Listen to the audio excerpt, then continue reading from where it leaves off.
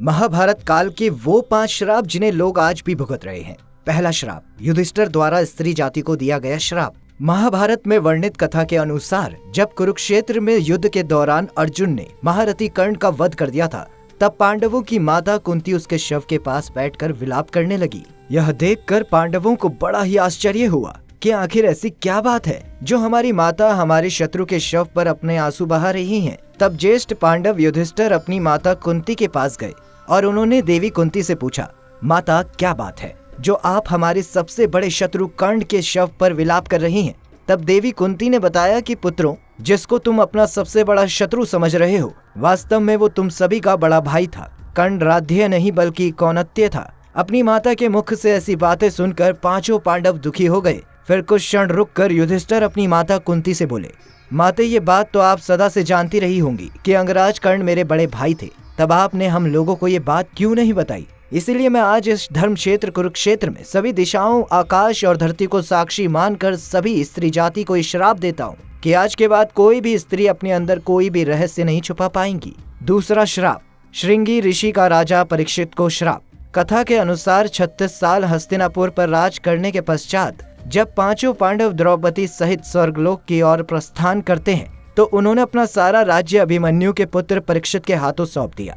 ऐसा माना जाता है कि राजा परीक्षित के शासन काल में भी हस्तिनापुर की सारी प्रजा युधिष्ठिर के शासन काल की तरह ही सुखी थी। लेकिन कहते हैं ना कि होनी को कौन टाल सकता है। एक दिन राजा परीक्षित रोज की तरह ही वन में आखेट खेलने को गए। तभी उन्हें वहां शमिक नाम के ऋषि दिखाई दिए। वो अपनी तपस्या में लीन थे तथा उन्होंने मौन व्रत धारण कर रखा था।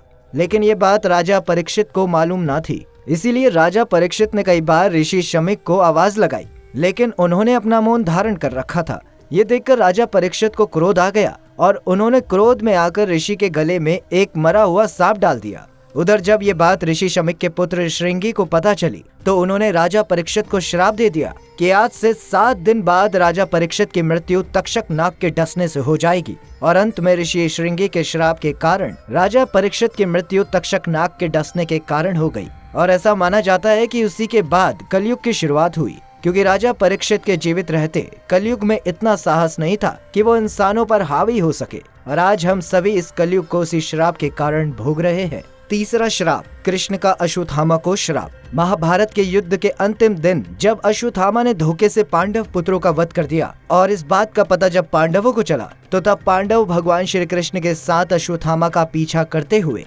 महर्षि वेदव्यास के आश्रम पहुँचे। पांडवों को अपने सामने देख अश्वत्थामा ने अर्जुन पर ब्रह्मास्त्र से वार कर दिया।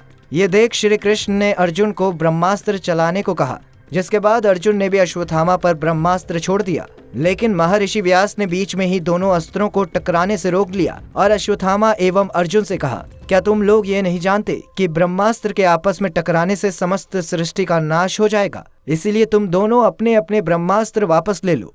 तब अर्जुन ने अपना ब्रह्मास्त्र वापस ले लिया, लेकिन अश्वत्थामा ने महर्षि से कहा, महर्षि, मेरे पिताजी ने इसे वापस लेने की विद्या नहीं सिखाई है, इसलिए मैं इसे वापस नहीं ले सकता। और इसके बाद उसने ब्रह्मास्त्र की दिशा बदलकर अभिमन्यु की पत्नी उत्तरा के गर्भ की ओर कर दिया। और ये देख भगवान श्री कृष्ण ने अश्वत्थामा को श्राप दे दिया कि तुम 3000 वर्ष तक इस पृथ्वी पर भटकते रहोगे और किसी भी जगह किसी पुरुष के साथ तुम्हारी बातचीत नहीं हो सकेगी।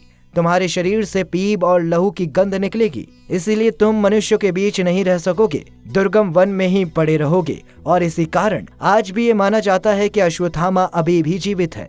चौथा श्राप, मांडव्य ऋषि का यमराज को श्राप। महाभारत में मांडव्य ऋषि का वर्णन आता है। एक बार राजा ने भूलवश न्याय में चूक कर दी और अपने सैनिकों को ऋषि मांडव्य को सूली पर चढ़ाने का आदेश दे दिया। लेकिन जब बहुत लंबे समय तक भी शूली में लटकने पर ऋषि के प्राण नहीं गए, तो राजा को अपनी भूल का एहसास हुआ। उन्होंने ऋषि मांडव्य को सूली से उतरवाया तथा अपनी गलती के लिए माफी मांगी। इसके बाद ऋषि मांडव्य यमराज से मिलने गए तथा उनसे ये पूछा कि किस कारण मुझे झूठे आरोपों में सजा मिली। तब यमराज ऋषि से बोले, जब आप 12 वर्ष के थे तो आपने एक छोटे से कीड़े के पूंछ में सीख चुबाई थी, जिस कारण आपको ये सजा भुगतनी पड़ी। ये सुन ऋषि को क्रोध आ गया और उन्होंने यमराज से कहा, किसी को भी 12 वर्ष की उम्र में इस बात का ज्ञान नहीं रहता कि धर्म और अधर्म क्या है, क्योंकि तुमने एक छोटे अपराध के लिए मुझे बहुत बड़ा दंड दिया है। अतः मैं तुम्हें श्राप देता हूँ कि तुम शूद्र योनि में दासी के पुत्र के रूप में जन्म लोगे मांडव्य ऋषि के इस श्राप के कारण यमराज को विदुर के रूप में जन्म लेना पड़ा। 5वां श्राप, अप्सरा उर्वशी का अर्जुन को श्राप। ये कथा उस समय की है जब 13 साल के वनवास के दौरान एक बार अर्जुन दिव्यास्त्र की खोज में स्वर्गलोक गए। वहाँ उर्वशी नाम की एक अप्सरा उनके रूप एवं सौंदर्य को देखकर उन पर मोहित हो गई। फिर एक दिन उर्वशी ने अर्जुन को विवाह करने को कहा। तब अर्जुन ने उससे कहा कि मैं आपको माता के समान मानता हूँ, इसीलिए मैं आपसे विवाह नहीं कर सकता। इस बात पर उर्वशी क्रोधित हो गई तथा उसने अर्जुन से कहा कि तुम एक नपुंसक की तरह बात कर रहे हो, इसलिए मैं तुम्हें श्राप देती हूँ कि तुम आजीवन नपुंसक हो जाओ तथा स्त्रियों के बीच तुम्हें नर्तक बनकर रहना पड़े। ये बात सुनकर अर्जुन विचलित हो गए और फिर वो देवराज इंद्र के पास गए और उन्हें सारी बात बतला दी। उसके बाद देवराज इंद्र के कहने पर उर्वशी ने अपने श्राप की अवधि 1 साल के लिए सीमित कर दी। तब इंद्र ने अर्जुन को सांत्वना देते हुए कहा कि तुम्हें घबराने की जरूरत नहीं है।